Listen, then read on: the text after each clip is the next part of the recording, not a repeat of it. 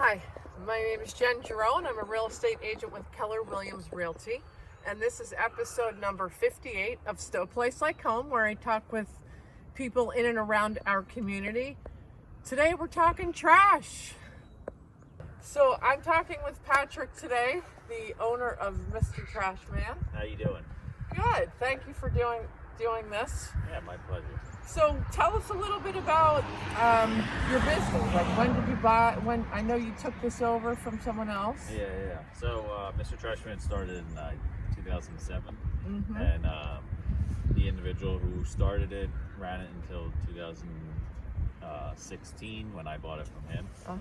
So I purchased it then, and we've been running it ever since. So we're basically 5 years into this. So he built up like a good customer base in the area, Stow and Acton and Concord, and then we've kind of just expanded on that. So when we bought Mr. Trashman, and probably had, I'm gonna say 7 towns, and now we're in like 10. Really? Yeah. People call you Mr. Trashman? Sometimes, I mean, not on a regular basis. I think it's a clever name, though, I have to say, because you can remember it. Yeah, it's good. Most people like it. I don't ever hear any negative feedback on it. So it's a good name. Obviously, I'll just adopt it from the prior owner. Right. Yeah. So what I like, we've been using Mr. Trashman since 2007 in Stow, in our other house in Stow.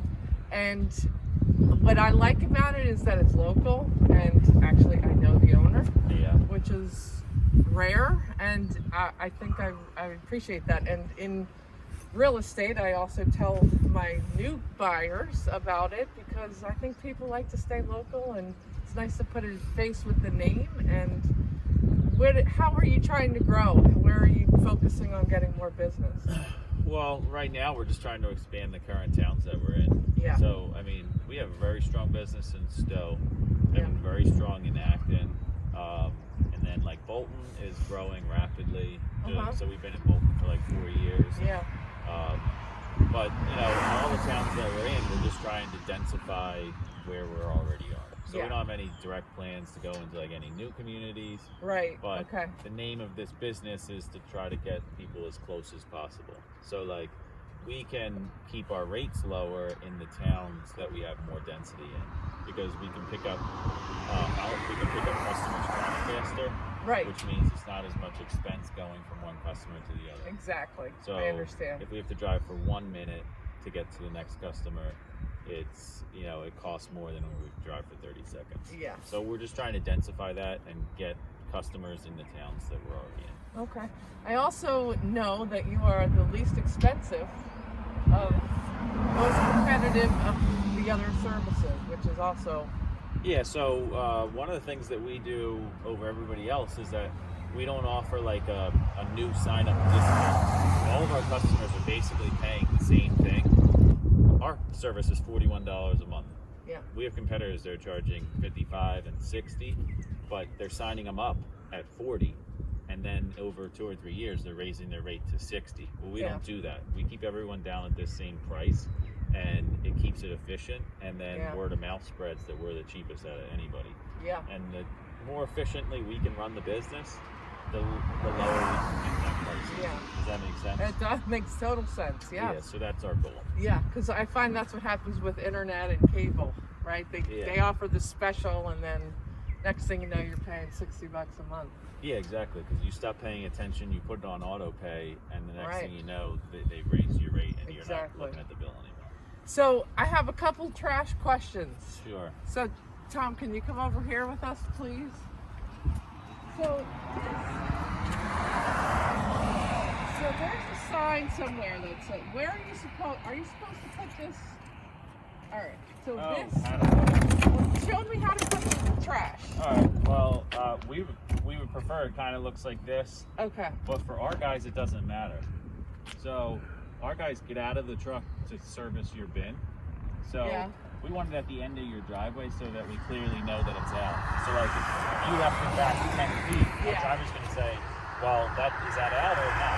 We don't want to get out of the truck for empty barrels, right? Yeah, right. So we want it clearly at the end of the driveway so that we can tell, like, this person wants these barrels serviced.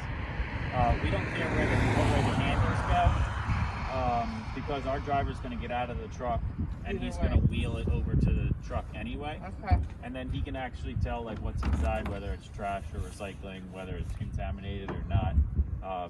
This is the preferred method because it's not going to push out into the street. Like if you flip it this way, if you go like this, like it could technically blow back out into the street, flip over like this and go in the street. So this way, if they flip over, at least they're going to stay in your driveway. And that's clever. I always thought I was helping by turning the handle around so they could grab it. So that does help too. The other companies have an arm that grabs the truck.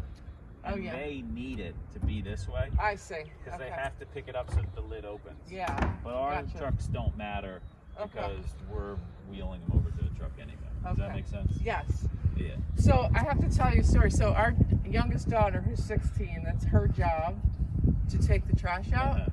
So she has, right around Christmas time, she forgot 3 weeks in a row.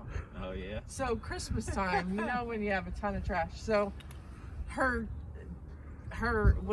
threat if she forgets now is to take her phone. Yeah. So I heard her this morning. She sets her alarm for 6 o'clock in the morning. Yeah. And I hear the door open and she's wheeling these out because she doesn't want to lose her phone. And that's good because he comes right up your street at probably 5 of 7. Yeah, exactly. He's here first thing off the bat, so she better get out there. Yes. Yeah. So the other thing that I was hoping, we don't have a trash truck here, but I want to ride on the back of that. For the video? No. Oh. Just ask him and he'll take you down. Will he? I mean, as long as you're not going to sue me if you I fall know, off. right? All right. I did that. So Patrick is also from the Philadelphia area. Yeah. And I was once in Philadelphia coming out of a bar. Yeah. And there was a trash truck working and I jumped on the back and I got in a lot of trouble. A city truck or? A city truck. Yeah. I'm sure they probably didn't like that. They didn't at all. But since we know who you are. All right. Yay. You really wanted to ride. I would love that. All right. Anything else you want to share? No, I think that's basically it. So, I mean, this is a simple service, and my philosophy on it is you put your trash out, and we pick it up, and we don't try to complicate it. So everything's easy. The billing's easy. Right. Everybody runs in like the same system, and you know, this service is just, we try to keep it extremely simple, extremely efficient, and that way we can keep the rates as low as possible. I love it. Thank you. All right. Thank you. I appreciate it.